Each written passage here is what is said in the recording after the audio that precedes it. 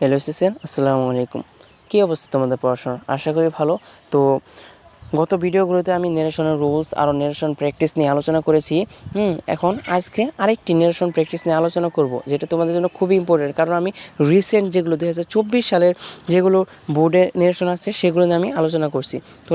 তাহলে চলো দেখে আসি এই নেরেশনগুলো। তবে ভিডিওটি শুরু করার আগে সবার কাছে একটি রিকোয়েস্ট, যারা যারা আমার এই চ্যানেলটি এখনও সাবস্ক্রাইব করোনি অবশ্যই চ্যানেলটি সাবস্ক্রাইব করে পাশে থাকবে, কারণ সাবস্ক্রাইব যদি না করে তাহলে আমার এই ভিডিওগুলো তোমাদের কাছে কীভাবে পৌঁছাবে। সুতরাং অবশ্যই চ্যানেলটি সাবস্ক্রাইব করবে। দেন দেখো যে নেরেশন প্র্যাকটিস যশোর বোর্ড 2024, আমরা যশোর বোর্ড 2024 প্র্যাকটিস করব। কোনটা প্র্যাকটিস করব? যশোর বোর্ড 2024 প্র্যাকটিস করব। তো চলো শুরু করি। যে দেখো শুরু করি। Mother said to Nafi, what are you doing now? কাকে জিজ্ঞেস করতেছে? দেখো, মা নাফিকে জিজ্ঞেস করতেছে। আর এখানে প্রথমে দেখতে হবে যে সেন্টেন্সটা কীরকম। সেন্টেন্সটা হলো একটা ইন্টারোগেটিভ সেন্টেন্স। সুতরাং মাদার ইন্টারোগেটিভ সেন্টেন্স কেটে রিপোর্টেড ভার্বে আক্সড বসাতে হয়। ভাইয়া কী বসাতে হবে? আক্সড বসাতে হবে। সুতরাং মাদার আক্সড নাফি। এখানে ডব্লিউএস কোশ্চেন যেহেতু আছে, সুতরাং ইনভার্টেড কমার জন্য এই ডব্লিউএস কোশ্চেনই বসাতে হবে। সুতরাং হোয়াট, দেন এই ইগুলো পরিবর্তন করতে হবে। মানে কি? আর ইউ ডুইং নাও, এটা কি ইন্টারোগেটিভ সেন্টেন্স আছে, এটা অ্যাসার্টিভ করতে হবে। সুতরাং প্রথমে অ্যাসার্টিভের জন্য প্রথমে সাবজেক্ট লাগে। এখানে সাবজেক্ট কি? ইউ আছে, কিন্তু এখানে ইউ বসবে না, কারণ ইউ এখানে নাফিকে ধরছে।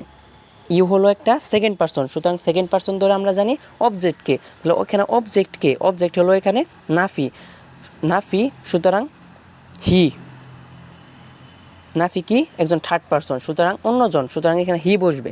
হি আর আছে, যেহেতু আর আছে, এম ইজ আর থাকলে আমরা জানি ওয়াজ ওয়ার বসে। সুতরাং হি ওয়াজ, আর হি যেহেতু এখানে সিঙ্গুলার, সুতরাং এখানে ওয়াজ বসবে।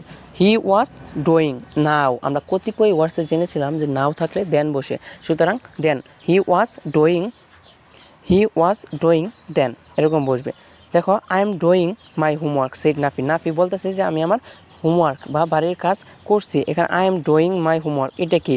এই সেন্টেন্সটা হলো তোমার অ্যাসার্টিভ। যেহেতু I am doing my homework, এই সেন্টেন্সটা হলো অ্যাসার্টিভ, সুতরাং অ্যাসার্টিভ অনুসারে পরিবর্তন করতে হবে। সুতরাং নাফি রিপ্লাইড দ্যাট, ইনভার্টেড কমার জন্য দ্যাট বসবে। রিপ্লাইড দ্যাট আই কাকে ধরেছে? আই হলো একটা ফার্স্ট পারসন, সুতরাং সাবজেক্টকে ধরেছে। সাবজেক্ট এখানে নাফি, সুতরাং হি বসবে। সুতরাং হি, এম ইজ আর থাকলে ওয়াজ ওয়ার বসে। সুতরাং হি ওয়াজ ডুইং মাই হলো এখানে সাবজেক্ট, মাই হলো একটা ফার্স্ট পারসন, সুতরাং এটা সাবজেক্টকে ধরবে। এবং সাবজেক্টের পসেসিভ ফর্ম কি? হিজ। সাবজেক্ট হলো নাফির পসেসিভ ফর্ম কি? যে হিজ। সুতরাং he was doing his homework. Then দেখো, why did not you do it yesterday আক্সড মাদার জিজ্ঞেস করতেছে যে তুমি কিসের জন্য এই গতকাল এই বাড়ি কাজটা করো নাই, কিসের জন্য এটা করো নাই। এখানে why did not you do it yesterday, এটা একটা কি? এটা একটা ইন্টারোগেটিভ সেন্টেন্স। যেহেতু এটা ইন্টারোগেটিভ সেন্টেন্স, সুতরাং এটা অবভিয়াসলিভাবে ইন্টারোগেটিভভাবে হতে হবে। সুতরাং দ্য মাদার আক্সড নাফিকে জিজ্ঞেস করতেছে আক্সড নাফি হোয়াই। এখানে হোয়াই কিসের জন্য হলো? কারণ এখানে ইনভার্টেড কমার জন্য ইন্টারোগেটিভ সেন্টেন্সের ক্ষেত্রে ডব্লিউএস কোশ্চেন। এখন ডব্লিউএস কোশ্চেন এখানে হোয়াই আছে, সুতরাং হোয়াই বসবে। হোয়াই, দেখো ইউ হলো একটা সেকেন্ড পারসন, এটা ধরছে অবজেক্টকে। এখন অবজেক্ট অনুসারে পরিবর্তন হবে। সুতরাং এখানে হোয়াই হি, নাফি একজন সে, সুতরাং he. Why he did not আছে, আমরা জানি যে ডিড নট থাকলে হ্যাড নট বসে। সুতরাং had not plus verb three বসে। Had not done it yesterday. কতিপয় ওয়ার্ডসে জেনেছিলাম যে ইয়েস্টারডে থাকলে দ্য প্রিভিয়াস ডে বসে। সুতরাং he had not done it the previous day. এখানে ইয়েস্টারডে আছে, সুতরাং দ্য প্রিভিয়াস ডে বসবে। এখন দেখো, I was ill yesterday said Nafi বলতেছে। এখন নাফি বলতেছে যে আই ওয়াজ ইল, আমি ইয়েস্টারডে আমি গতকাল কী ছিলাম? অসুস্থ ছিলাম। এখন আই ওয়াজ ইল, এই সেন্টেন্সটা কোন ধরনের বলো তো ভাই? এই সেন্টেন্সটা হলো যে তোমার অ্যাসার্টিভ সেন্টেন্স।